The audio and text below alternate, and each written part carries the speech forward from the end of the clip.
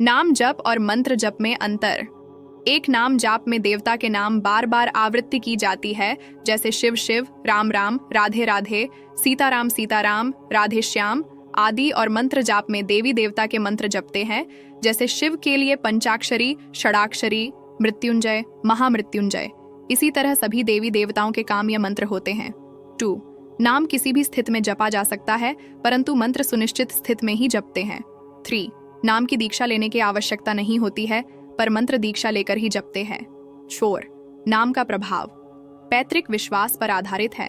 मंत्र का प्रभाव गुरुगम्य होता है। 5.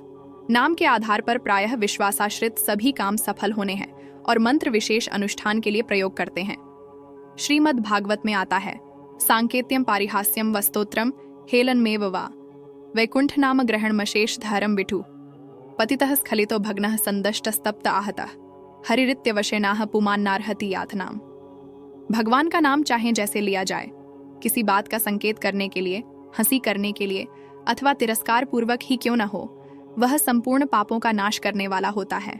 पतन होने पर, गिरने पर, कुछ टूट जाने पर, डंसे जाने पर, बाह्य या आंतरताप होने पर और घायल होने पर जो पुरुष विवशता से भी हरि ये नाम का उच्चारण करता है, वह यमयातना के योग्य नहीं। मंत्र जाप का प्रभाव सूक्ष्म किंतु गहरा होता है। जब लक्ष्मण जी ने मंत्र जप कर सीता जी की कुटीर के चारों तरफ भूमि पर एक रेखा खींच दी, तो लंकाधिपति रावण तक उस लक्ष्मण रेखा को न लांघ सका। हालांकि रावण मायावी विद्याओं का जानकार था, किंतु ज्यों ही वह रेखा को लांघने की इच्छा करता, त्यों ही उसके सारे शरीर में जलन होने लगती थी।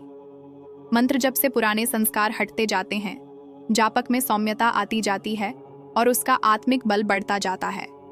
मंत्र जप से चित्त पावन होने लगता है, रक्त के कण पवित्र होने लगते हैं, दुख, चिंता, भय, शोक, रोग आदि निवृत्त होने लगते हैं, सुख, समृद्धि और सफलता की प्राप्ति में मदद मिलने लगती है।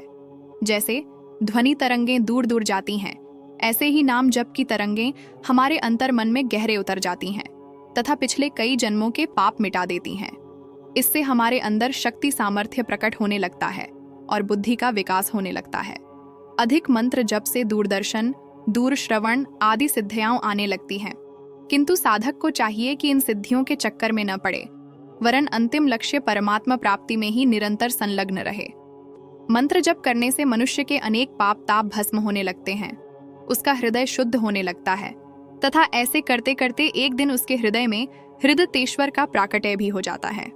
मंत्र जापक को व्यक्तिगत जीवन में सफलता तथा सामाजिक जीवन में सम्मान मिलता है।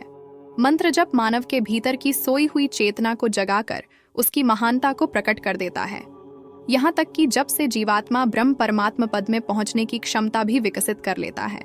जपात सिद्ध जपात सिद्ध जपात सिद्धिर्न संशय। मंत्र दिखने में बहुत छोटा होता है, लेकिन उसका प्रभाव बहुत बड़ा होता है।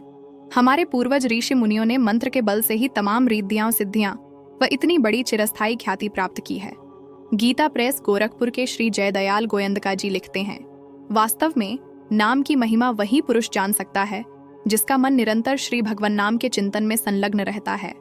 नाम की प्रिय और मधुर स्मृति से जिसको क्षण क्षण में रोमांच और अश्रुपात होते हैं, जो जल के वियोग में मछली की व्याकुलता के समान क्षण भर के नाम वियोग से भी विकल हो उठता है, जो महापुरुष निमेष मात्र के लिए भी भगवान के नाम को छोड़ नहीं सकता और जो निष्काम भाव से निरंतर प्रेम पूर्वक जप करते करते उसमें तल्लीन हो चुका है।